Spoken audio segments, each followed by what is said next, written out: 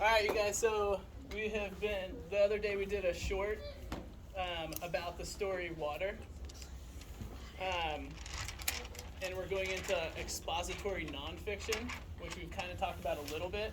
But we're going to start reading them a little bit more than the biographies that you guys have been reading. So who can tell me what expository means? Lily. It means to explain, like something,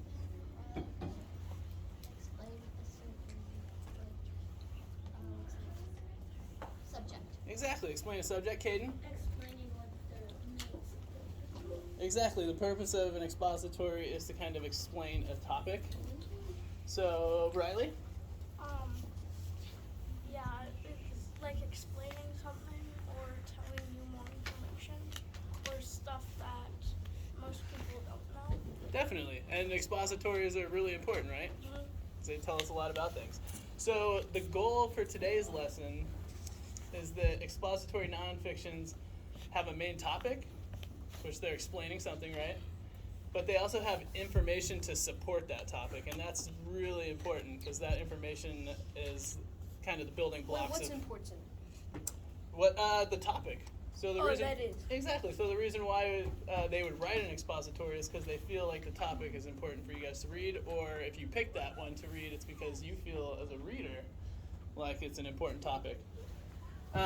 So let's take a look at the book Birds, which was an expository book. Verbs. We all read this one out loud. What do you guys think the main topic for Birds was? Birds. Taven. Crow. They would train like a pigeon or something. I think it was a pigeon, and they got it to fly a really long distance and come back. Yeah, exactly. Charlotte? It was about it's about how they worked, kind of like how they could fly and like what they ate and stuff. Yeah, how they fly, how they use flying to eat. Anybody else? Lily? Science birds. Science of birds. That's a really good one. History of birds. So Biology of the birds? full time it is biology of the birds, Taven. It's thinking of a different book. Okay, gotcha. So the book is Birds, Nature's Magnificent Flying Machines. And what the author's really getting at is that is trying to explain the bird's ability to fly, because birds, some of them fly differently for certain reasons. So the birds' Like big birds flap. Or to see if the birds will come back to the to see if Ability the to- birds will come back to the nest. Yeah, remember that. is that's super important to come back to the nest One and of them feed your flapped young. less and one of them flapped bigger depending on their size. So I'm going to read a couple inserts from the book, and I want to talk about what's the information they're trying to give us to tell us about the bird's ability to fly. So let's open up to this page. Why fly? So they talk about in this book why birds need to fly, right? So So they they- can escape predators or weak. Yeah, because if they didn't fly, they would get eaten. Yeah. So to escape predators, why they fly? Because they're not that fast on the ground. They pretty much just like hop around. They're like bop, bop, bop. Because funny. Yo. Perfect. So that's really good. So they escape predators to fly. Why else do they fly? What are the reasons why they fly? Because it looks, because it's fun to fly. Layla? I don't know exactly, but it might be because like when they migrate, they have to get somewhere quick, so they won't like freeze. Yeah. That's totally right. So they talked about migration in this book, which is super Yeah. important. That's what I was So about they to say. fly for like food and mating. Charlotte? They fly. They tell us why they fly. It's like a lot of like people just explain birds like they fly because it's like if you think of something that flies, then you might think of like a bird. Yeah. Because we just like see them all the time. Totally. Taven? They fly because it's like the fastest way they can get around, like the fastest mode of transport. Yeah, which is probably Safe, happening. it's really safe because there's not much that can get them in the air, and it's really fast. Exactly, and over time they've probably adapted to fly certain ways because of where they live, right? So let's go to another page and see some more information that they gave us. So here's a page that just talks about feathers of a bird. Why do you guys think feathers of a bird is important? Oh. Royal? Because some feathers like keep them warm.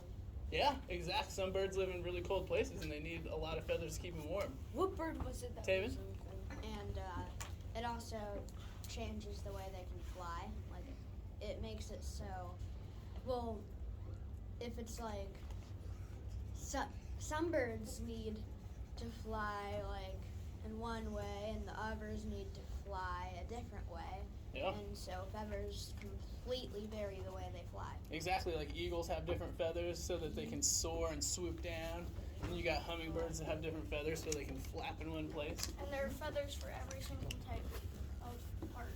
Exactly. Feathers to keep them warm, feathers to help fly, feathers to help them be aerodynamic. Yeah. Anybody else have anything on feathers? I think that's really good. All right. What's another thing we learned about birds flying? Ooh, taking off. Do you think taking off is important? Yes. Yes. Because you need, like birds, some birds need a And, like- wind to take off. Yeah. You need a strong wind. And also, like, you have to take off the right way, otherwise your feet won't be in the right position to land. Yeah. Which is landing is It's huge, like right? airplanes. Probably the most important thing about flying is landing. Layla, did you have your hand up? Probably more because, like, you get up Okay. high. So let's do And then taking just off. completely die because you don't land the right way.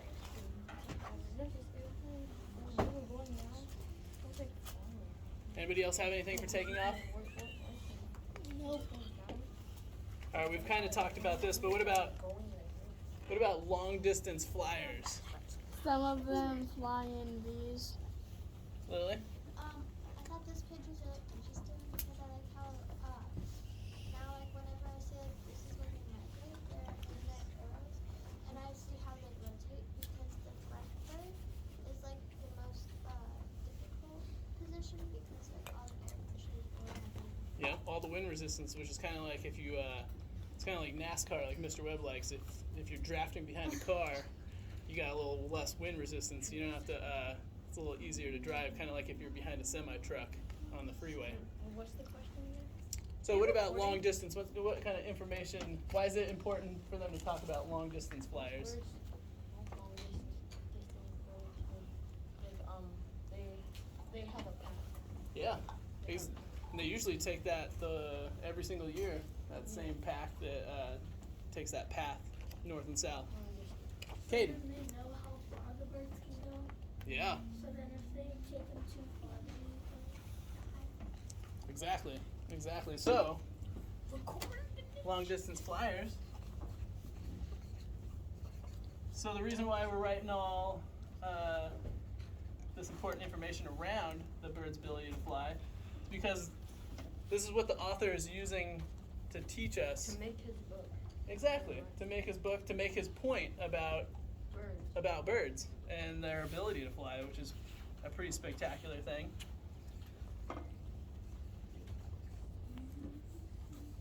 Do you guys feel like the author thinks that flying is a spectacular thing?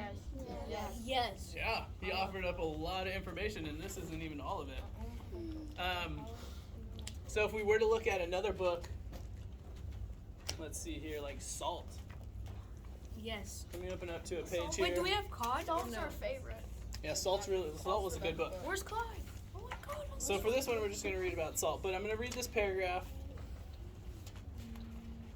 The Salt Dynasty. The ancient Chinese built the first salt empire.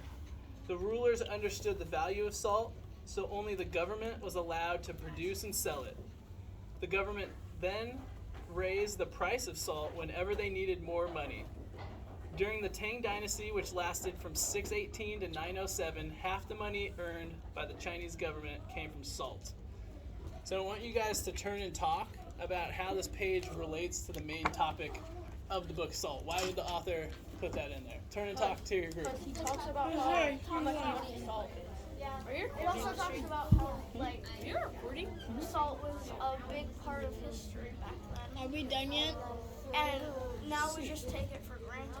Yeah. Like, you could have a salt rock, and you could strike it rich back then, but now it's just like, I have a rock, it produces salt, that's not really cool though. Exactly. But back then it would be like, holy cow, it's a salt rock. I'll give you like $1 million for that. And people used to have gold back then too. Back then, what was better back then? Salt or gold? Gold's not Probably gonna keep salt. your food. Yeah. Salt, because it keeps producing. Yeah. Exactly. And salt can keep like bodies from disposing. You can just like lick the salt every 2 days. All right, you guys. I'm hearing some great things. Let's come back together. You could eat the salt for So protein. who wants to raise their hand and tell me about how that little entry in the book helped talk about the topic of salt? Royal. It like shows how much money salt was back then. Yeah, salt was a lot more expensive back then. It had a lot more meaning, right? Anybody else have their hand up? That's what free Emma? Maybe because like since salt was like so hard to get, and you had to dig like really deep down or mine really deep down, that they like kind of like raised the price. And I think like on their page or two, they're talking about like how hard it is to get salt, so that's why they had to like raise the prices and Yeah. because like, they weren't making enough money from it. Supply and demand, right? If it's, How much salt was. we really need it. We really need it. Taven? Something's only as valuable as when people are willing to pay for it. Yeah, exactly. Exactly. And the author was trying to tell us that, right? Lily? It showed like it really did show like supply and demand. Like the more there is and the less demand there is, it doesn't really matter. But like the less there is and the more demand there is, the prices just shoot up. Yeah, really good. Really good. Caden? Salt is kind of like gas right now because like it's like how much people are willing to pay. That's a for great, salt back then. yes, 'Cause we great gotta connection. We live off of it Yeah. because we live off of our cars to get it. We use it every day, right? And they were talked about in the salt book how they've made scientific advancements to where salt's cheaper and easier to get now. So maybe that's why it's not as expensive, you know, and we have it like just on our kitchen table. The demand's high, but the supply is. I mean, they also, like, Yeah, exactly. It's They also- equal.